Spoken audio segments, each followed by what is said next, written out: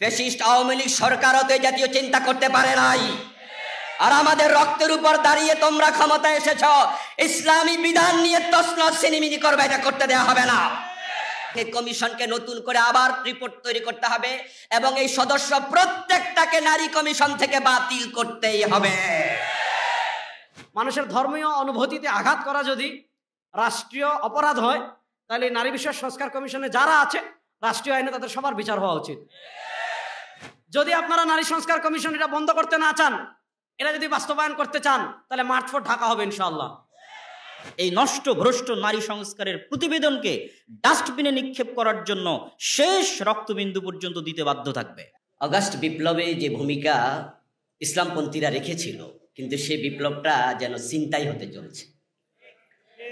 সেটার পিছনে যে শাহাদাতের নজরানা পেশ করেছে প্রায় 2000-এর কম বেশি শহীদ, তার মাঝে 80 থেকে 90% হবে আলেম ওলামা এবং ইসলামপন্থী, যারা ইসলামকে বুকে ধারণ করে মূলত গত ফ্যাসিস্ট সরকারের বিরুদ্ধে রুখে দাঁড়িয়েছিল। তো বিপ্লব আমলাম আমরা, আর এটা কেড়ে নিয়ে গেল কিছু রাম এবং বামেরা। সংস্কারের নামে দেশে যা চলছে এটাকে আমরা স্বাগত জানাই এবং এই সংস্কার আমাদের দাবি, কিন্তু সংস্কারের নামে ইসলাম নিয়ে তামাশা হবে সেটা তো মেনে নেওয়া যাবে না। নারী কমিশন যে সংস্কার রিপোর্ট দিয়েছে, আমরা বিস্মিত হয়েছি রিপোর্ট দেখে। আরো অবাক হয়েছি, সে সংস্কার কমিশনে এমন কিছু নারী সদস্য নিয়োগ দেওয়া হয়েছে যেখানে আমার মন বলে তাদের রিপোর্ট দেখে তারা ইসলামের রশ্মি শব্দও জানে না। তাদের রিপোর্টে তারা জঘন্য কিছু কথা লিখেছে, যা দেখার পরে আমার মনে হয়েছে কমিশনের প্রতিটা সদস্যকে তাওবা করে নতুন করে ঈমান আনা উচিত। কারণ 1 নাম্বার বিষয় হচ্ছে, তাদের সংস্কার কমিশনের রিপোর্ট তারা লিখেছে যে পারিবারিক জীবনে ইসলামী বিধান অনুসরণ করার কারণে নারীরা বৈষম্যের শিকার। ইন্না লিল্লাহি ওয়া ইন্না ইলাইহি রাজিউন। আমার কাছে যেটা মনে হয়েছে, তারা শিক্ষিত মানুষ, কিন্তু বৈষম্য আর বৈচিত্র্য সম্পর্কে তাদের জ্ঞান আদৌ আছে কিনা আমি সন্দিহান। বৈষম্য হচ্ছে এমন নীতি যেই নীতি মানুষকে তার অধিকার থেকে বঞ্চিত করে, আর বৈচিত্র্য হচ্ছে এমন বিষয় যা একটা থেকে আরেকটাকে আলাদা করে। তারা কেন বৈষম্যের প্রশ্ন আনলো? তারা বৈষম্যের প্রশ্ন এনেছে যে বাবা এবং মায়ের সম্পত্তিতে আল্লাহ কোরআন মাজিদে বলছেন লিযাকারি মিসলু হাযযিল উনসায়াইন, যে একজন নারী তার ভাইয়ের থেকে কম পাবে, নারী পাবে অর্ধেক, পুরুষ পাবে দ্বিগুণ। তারা বলছে এটা একটা বৈষম্য। সামাজিক সাংসারিক জীবনে আর-রিজালু কাওয়ামুনা আলান নিসা, আল্লাহর বিধানকে মানতে গিয়ে স্বামীদের কথা স্ত্রীরা শুনে চলতে হয়, এখানে নারীরা বৈষম্যের শিকার। ইসলাম বলেছে নেতৃত্বের ক্ষেত্রে, ইমামতির ক্ষেত্রে পুরুষরা থাকবে, নারীরা তাদের আনুগত্য করবে, তারা বলছে এটা বৈষম্য। এভাবে অনেকগুলো পয়েন্টকে সামনে এনে তারা বুঝাতে চায় ইসলাম মানার কারণে সামাজিকভাবে পারিবারিকভাবে নারীরা বৈষম্যের শিকার, সুতরাং দিন মানার যে প্র্যাকটিস বাংলাদেশে আছে এটা সংস্কার করে বাদ দিতে হবে। নাউজুবিল্লাহ। আচ্ছা, উনারা যেটাকে বৈষম্য বলল, আমার প্রশ্ন, রাসূলুল্লাহ সাল্লাল্লাহু আলাইহি ওয়াসাল্লাম বললেন যে মায়ের অধিকার বাবার তুলনায় 3 গুণ বেশি। এখানে তো নারীকে প্রাধান্য দেয়া হলো, তাহলে কি পুরুষরা প্রশ্ন তুলবে যে আমরা বৈষম্যের শিকার? যখন বিয়ে হয়, বিয়ের ক্ষেত্রে পুরুষ মোহরানা দেয়, নারী মোহরানা নেয়, অথচ বিবাহ 2 জনেরই প্রয়োজন। তাহলে কি পুরুষরা কোনোদিনে প্রশ্ন তুলেছে বা তুলবে যে আমরা মোহর একা দেব কেন? এটা আমরা বৈষম্যের শিকার? এই প্রশ্ন কোনোদিন কেউ আমরা করিনি, করবো না, কারণ আল্লাহ তাআলা দ্বীনে কখনো বৈষম্য থাকতে পারে না। ইন্নাল্লাহা ইয়া'মুরুকুম বিল আদলি ওয়াল ইহসান, আল্লাহ যেখানে আদলের কথা, ইহসানের কথা আমাদেরকে অর্ডার করে শিখাচ্ছে, আল্লাহর ইসলামের সে ইনসাফ এবং আদল পৃথিবীর কোন ধর্মে নাই, কোথাও থাকতে পারেও না।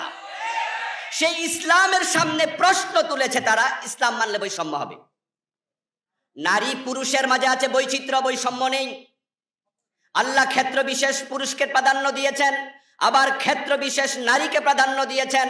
রাসূলুল্লাহ সাল্লাল্লাহু আলাইহি সাল্লাম বলেছেন জান্নাত মায়ের পায়ের নিচে, এখানে তো বাবার পায়ের নিচে জান্নাত বলা হয়নি, এটা বৈচিত্র্য। নারী মা হিসাবে সম্মান পাবে, স্ত্রী হিসাবে পাবে, শেষ কন্যা হিসাবে পাবে। নবীজি সাল্লাল্লাহু আলাইহি সাল্লাম কন্যা সন্তানের ব্যাপারে এত হাদিস বলেছেন, যার অর্ধেক না 20% পুরুষ সন্তানের ব্যাপারে ফজিলতপূর্ণ হাদিস বলেননি। এটা বৈষম্য নয়, এটা বৈচিত্র্য। নারী নারীর ক্ষেত্রে প্রাধান্য পাবে, পুরুষ পুরুষের ক্ষেত্রে প্রাধান্য পাবে।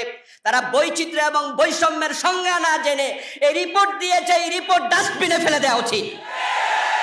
ইসলাম কখনো বৈষম্য তৈরি করে না। আগস্ট বিপ্লব হয়েছে বৈষম্য দূর করার জন্য, আর সেই কথা তারা ইসলামের সম্মুখে এনে দাঁড় করিয়েছে। নারীকে আল্লাহ নারীর জায়গায় সম্মানিত করেছেন, পুরুষকে পুরুষের জায়গায় সম্মানিত করেছেন। একজন নারী যদি প্রতি মাসে 10 লক্ষ টাকা বেতন পায়, তাহলে 10 লাখ টাকার মাঝে স্বামী আমার 1 টাকার অধিকার আছে বলার কোনো সুযোগ ইসলাম দেয়নি। স্বামীকে পরিপালন করতে ইসলাম বলেনি নারীকে। কিন্তু একজন পুরুষ যদি 1000 টাকাও বেতন পায়, তার এই 1000 টাকার ভিতরে তার স্ত্রীর হক আছে না নাই? ইসলাম এখানে নারীকে প্রাধান্য দিয়েছে। তোমরা এক পেশা মনোভাব উপস্থাপন করে ওই তসলিমা নাসরিনের মতো ইসলামের সম্মুখে আবার আঙ্গুল তুলছ, এটার জবাব তোমাদেরকে জাতির সামনে দিতে হবে। এই ধর্মকে তারা বৈষম্যের 1 নম্বর কারণ সাব্যস্ত করে। মানে বাংলাদেশের ইতিহাসে আর কোথাও এত জায়গায় এবং এত পরিষ্কারভাবে আর কোথাও ইসলাম এত অবমাননা করা হয়েছে কিনা, ধর্ম এত অবমাননা করা হয়েছে কিনা আর কোথাও সম্ভবত কোনো লিখনিতে কোনো বই এত বেশি করা হয়নি। তো ধর্ম অবমাননা যদি রাষ্ট্রীয় অপরাধ হয়, মানুষের ধর্মীয় অনুভূতিতে আঘাত করা যদি রাষ্ট্রীয় অপরাধ হয়, তাহলে নারী বিষয়ক সংস্কার কমিশনে যারা আছে রাষ্ট্রীয় আইনে তাদের সবার বিচার হওয়া উচিত। রাষ্ট্রীয় আইনে তাদের কেন বিচার হওয়া উচিত, আমি কয়েকটা প্রুফ দিই আপনাদের এই নারী বিষয়ক সংস্কার কমিশনের প্রতিবেদন থেকে।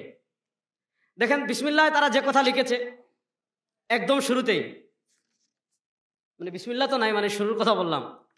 দেখেন ভূমিকা থেকে আমি একটু পড়ে শোনাই, তাহলে আপনারা বুঝতে পারবেন যে আসলে তারা কি করেছে। লিখেছে, বাংলাদেশের সংবিধানে জনপরিসরে নারী ও পুরুষের সমতা নিশ্চিত করা হয়েছে, তবে ধর্মভিত্তিক পারিবারিক আইনে নারীর প্রতি বৈষম্য বিদ্যমান।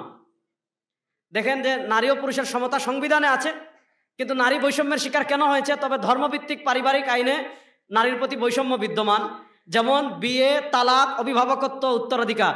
তাছাড়া অন্যান্য আইনেও নারীর প্রতি বৈষম্যমূলক বিধান রয়েছে। যে তারা 4টা ক্ষেত্রকে একদম নির্ধারণ করেছে, তার ভিতর একটা হলো বিয়ে, একটা হলো তালাক, আরেকটা হলো অভিভাবকত্ব যেটাকে আমরা বলি ওয়ালায়াত, আর আরেকটা হলো উত্তরাধিকার যেটাকে আমরা বলি ওয়ারাসাত। তো তাদের কথা হলো এই 4 ক্ষেত্রে বাংলাদেশের নারীরা বৈষম্যের শিকার কেন? যেটা ধর্মভিত্তিক পারিবারিক আইনের কারণে। শুধু ধর্মভিত্তিক পারিবারিক আইনের কারণে এই 4 ক্ষেত্রেই নারী বৈষম্যের শিকার না। তাদের কথা হলো এই 4টা ছাড়াও আরো অনেক জায়গায় নারী কি আছে, বৈষম্যের শিকার আছে। এরপরে লিখেছে তার পরের বেলায়, ধর্মীয় বিধানের ভিত্তিতে পরিচালিত ব্যক্তিবাচক আইনগুলো নারীদের জন্য বিশেষ বৈষম্য সৃষ্টি করেছে। লিখেছে ধর্মীয় বিধানের ভিত্তিতে পরিচালিত ব্যক্তিবাচক, মানে ব্যক্তিগত যে আইনগুলো আছে এগুলা নারীর প্রতি কি করেছে? বৈষম্য সৃষ্টি করেছে। অর্থাৎ তারা এখানে স্পষ্ট ভাষায় লিখেছে যে নারীর প্রতি বৈষম্য সৃষ্টি করেছে কে? ধর্ম। এরপর দেখেন সারসংক্ষেপের শুরুতে তারা লিখেছে, সংবিধান ও আইনের সংমিশ্রণে একটি দেশের রাজনৈতিক, সামাজিক ও অর্থনৈতিক রূপরেখা গঠিত হয়, যা একটি গণতান্ত্রিক রাষ্ট্রের জন্য অত্যন্ত গুরুত্বপূর্ণ, অপরিহার্য।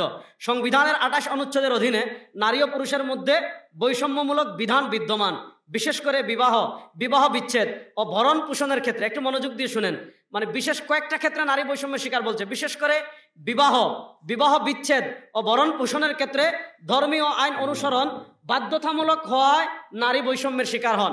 অর্থাৎ বিবাহ বিচ্ছেদ মানে তালাক, ভরণ পোষণ, এগুলার ক্ষেত্রে ধর্মীয় আইন বাধ্যতামূলক থাকায় নারী বৈষম্যের শিকার হচ্ছে। অর্থাৎ তারা এটা লিখেছে যে নারীর প্রতি অবিচার এবং বৈষম্যের একমাত্র কারণ হলো কি? আইন। এরপরে লিখেছে, যার ফলে পুরুষ ও নারীর মধ্যে বিদ্যমান অসমতা তাদের সামাজিক পশ্চাৎপদ করে রাখছে। এরপরে লিখছে, নারী নির্যাতন, পারিবারিক সহিংসতা, অভিভাবকত্ব সম্পর্কিত আইনের বাস্তবায়নে সীমাবদ্ধতা রয়েছে। দেখেন এইভাবে পৃষ্ঠায় পৃষ্ঠায় আমি যদি পড়ি, পৃষ্ঠায় নারীর উন্নয়নের পথে তারা ধর্মকে বাধা হিসাবে দেখেছে। এখানে লিখেছে, দেখেন 26 নম্বর পৃষ্ঠায় লিখেছে, নারী উন্নয়নের পথে রাজনৈতিক ও ধর্মীয় প্রতিক্রিয়া বড় চ্যালেঞ্জ। অর্থাৎ নারী উন্নয়নের পথে বড় চ্যালেঞ্জ কয়টা? যে চ্যালেঞ্জের কারণে নারীর উন্নয়ন বাংলাদেশে সম্ভব হচ্ছে না, তার ভিতর একটা লিখেছে রাজনৈতিক কারণ, আর আরেকটা লিখেছে হলো ধর্ম। এরকম পৃষ্ঠায় আমি যদি আপনাদেরকে পড়ে শোনাই, দেখেন এখানে হলো 70 নম্বর পৃষ্ঠায় লিখেছে, রুকেয়া সাখাওয়াত হোসেনের উক্তি, যখনই কোনো ভগিনী মস্তক উত্তোলনের চেষ্টা করিয়াছেন, এমনই ধর্মের দোহাই ও শাস্ত্রের বচনরূপ অস্ত্রাঘাতে তাদের মস্তক চূর্ণ হইয়াছে। অর্থাৎ যখনই কোনো নারী মাথা উঁচু করতে দাঁড়িয়েছে, তখনই ধর্ম আঘাত করে তাদের মাথাকে নিচু করে দিয়েছে। এইভাবে জায়গায় জায়গায়, অর্থাৎ এই কিতাবের মূল থিমটা বোঝানোর জন্য, অর্থাৎ তারা যে সংস্কার প্রতিবেদন জমা দিয়েছে, এটার মূল থিমটা বোঝানোর জন্য এই কয়েকটা কথা আমি পড়লাম, যাতে আপনারা এটা বুঝতে পারেন যে তারা নারী উন্নয়নের পথে সবচেয়ে বড় বাধা মনে করেছে ধর্ম। এই সবচেয়ে বড় বাধা ধর্ম মনে করার কারণে এই পৃষ্ঠায় যা লিখেছে সব ধর্মের বিরুদ্ধে। যেখানেই লিখেছে বেশিরভাগ হলো ধর্মের বিরুদ্ধে লিখেছে। বাংলাদেশের মানুষ 2024 সালের 36শে জুলাই তাদের সেই শক্তি এবং সামর্থ্যের প্রমাণ দিয়েছে। অতীতেও দিয়েছে, 1947 সালেও দিয়েছে, 1831 সালে বালাকোটের ময়দানে দিয়েছে, 1857 সালে সিপাহী বিদ্রোহের সময় দিয়েছে। অসংখ্য আন্দোলন এবং সংগ্রাম এবং শহীদের ইতিহাস এই অঞ্চলে আছে, যা আমাদের সকলের অবগতিতে আছে। সেটিকে সামনে রেখে বর্তমান সরকারকে আমরা বলতে চাই যে বর্তমান সরকার যদিও গণতান্ত্রিক পদ্ধতিতে আসেনি, তবে অবশ্যই একটি বিপ্লব পরবর্তী, একটি গণ অভ্যুত্থান পরবর্তী এবং ইসলামের যে নেতৃত্ব নির্বাচনের ব্যবস্থা আছে, পরামর্শের ভিত্তিতে সরকার নির্ধারণ করা, সেই পরামর্শের ভিত্তিতেই দেশ এবং জাতির যারা স্টেক হোল্ডার, তাদের পরামর্শের ভিত্তিতেই আপনারা এখানে এসেছেন।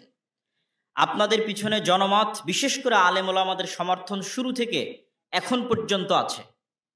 এবং আমি এর সাথে আরও একটি কথা যুক্ত করে দিই যে আমরা অনেকেই সমগ্র বাংলাদেশে ইসলামের বিজয়ের স্বপ্ন দেখি। আমি অনেক সময় মনে করি, যদিও আমার এই কথাটি বাস্তবে প্রতিফলিত হবে না, তবুও হয়তো এরকম পর্যায়ে কথা বলার সুযোগ ভবিষ্যতে নাও আসতে পারে। সেহেতু এখানে বলেই নিই যে বর্তমান সরকার যেই পদ্ধতির উপর এসেছে, পরামর্শের ভিত্তিতে যোগ্য মানুষকে সবাই নিজ নিজ জায়গা থেকে চিন্তা করেছে আমার চেয়ে কে ভালো হবে, এবং তারাও হয়তো চেষ্টা করছে তাদের জায়গায় বিভিন্ন মন্ত্রণালয়ে কোনো প্রকার দল মত না দেখে যোগ্য ব্যক্তিদেরকে নিয়োগ দেওয়ার। এই যে পদ্ধতি, পুনরায় গণতন্ত্রের দিকে ফিরে না গিয়ে এই পদ্ধতিকেই যদি কন্টিনিউ করা যায়, তাহলে এটাই ইটসেলফ ইসলাম প্রতিষ্ঠার জন্য যথেষ্ট। এটা অনেক সময় আমরা বুঝি না যে এই সরকার যেই দিন শেষ হবে, আমাদের দাবি থাকা উচিত যে সেই দিনও পরামর্শের ভিত্তিতে সরকার প্রধান নিযুক্ত করতে হবে। আলেম ওলামাদের পরামর্শ, দেশের অন্যান্য স্টেক হোল্ডারদের পরামর্শ, তাদের পরামর্শের ভিত্তিতে সরকার প্রধান আসবে, তিনি তার পছন্দ মতো তখন তার ক্যাবিনেট ঠিক করবেন। এটাই ইসলাম। কিন্তু আমরাই যখন আবার ব্যাকফুটে গিয়ে বলতেছি নির্বাচনে অংশগ্রহণ করব, নির্বাচন দিব, সেক্ষেত্রে আমি আপনাদের একটি কথা স্মরণ করিয়ে দিতে চাই। যেহেতু গণতান্ত্রিক দেশ, নির্বাচন হবে, গণতন্ত্র আসবে, তবে আমার একটা পরামর্শ আমি আপনাদের বলে যেতে চাই। সেটি হচ্ছে যে 5ই আগস্টে আমাদের লক্ষ লক্ষ কোটি কোটি ভোটার রাস্তায় ছিল, কিন্তু সরকার গঠনের সময় আমাদের অবস্থানটা কোথায় ছিল? আমাদের অবস্থান কিন্তু শূন্যের কোঠায় ছিল। ডিসিশন মেকিংয়ের জায়গায় আমরা শূন্যের কোঠায় পৌঁছে গেছি। অথচ আন্দোলনে দেখবেন আপামর আম জনসাধারণ, ইসলামপন্থী, আলেম ওলামাকে ভালোবাসে, তাদের অংশগ্রহণই বেশি। এর সবচেয়ে বড় কারণটা হচ্ছে আমরা শক্তিশালী প্রতিষ্ঠান তৈরি করতে পারিনি। যখন সরকার পতন হয়েছে, তখন এই সমস্ত এনজিও, এই সমস্ত মিডিয়া, তাদের হাতে অটোমেটিক বাই ডিফল্ট ক্ষমতা চলে গেছে। এই জন্য আমি উদাত্ত আহ্বান জানাবো, আজকে এখানে দেশের বড় বড় ইসলামী দলের নেতারা উপস্থিত আছেন, আপনারা যেমন নির্বাচন কেন্দ্রিক প্রস্তুতি নিচ্ছেন, আপনাদের দীর্ঘমেয়াদী মুসলমানদের শক্তিশালী প্রতিষ্ঠান, শক্তিশালী মিডিয়া, শক্তিশালী অর্থনৈতিক প্রতিষ্ঠান, এগুলো তৈরি করার জন্য আপনাদের চিন্তা চেতনা এবং পরিশ্রম করতে হবে, যেন আগামী 20 বছর, 25 বছর, 30 বছর যখনই আবারও এরকম প্রেক্ষাপট আসবে, তখন যেন স্টেক হোল্ডার, ডিসিশন মেকিংয়ে শক্তিশালী প্রতিষ্ঠান থাকার কারণে ইসলামপন্থীরা সেই জায়গায় পৌঁছতে পারে। এটা আপনাদের প্রতি উদাত্ত আহ্বান। সম্মানিত উপস্থিতি, বক্তব্যের শেষের দিকে আমি বর্তমান সরকারের প্রতি আহ্বান জানিয়ে বলতে চাই যে আল্লাহ সুবহানাহু তাআলার বিধান যেহেতু অপরিবর্তনীয় এবং যেহেতু এটি 90%-এরও অধিক মুসলমানের দেশ, এবং মুসলমানেরা আপনারা দেখেছেন জুলাই বিপ্লবে রক্ত দেওয়া শিখেছে, তারা পার্শ্ববর্তী দেশ আমাদের যারা দাদাগিরি দেখাতো তাদের রক্তচক্ষুকে উপেক্ষা করে নিজের দেশের স্বাধীনতা ছিনিয়ে এনেছে। প্রয়োজন হলে তারা পাশ্চাত্য কর্তৃক, পাশ্চাত্য থেকে আমদানিকৃত এই নষ্ট ভ্রষ্ট সংস্কৃতিকে, এই নষ্ট ভ্রষ্ট নারী সংস্কারের প্রতিবেদনকে ডাস্টবিনে নিক্ষেপ করার জন্য শেষ রক্তবিন্দু পর্যন্ত দিতে বাধ্য থাকবে।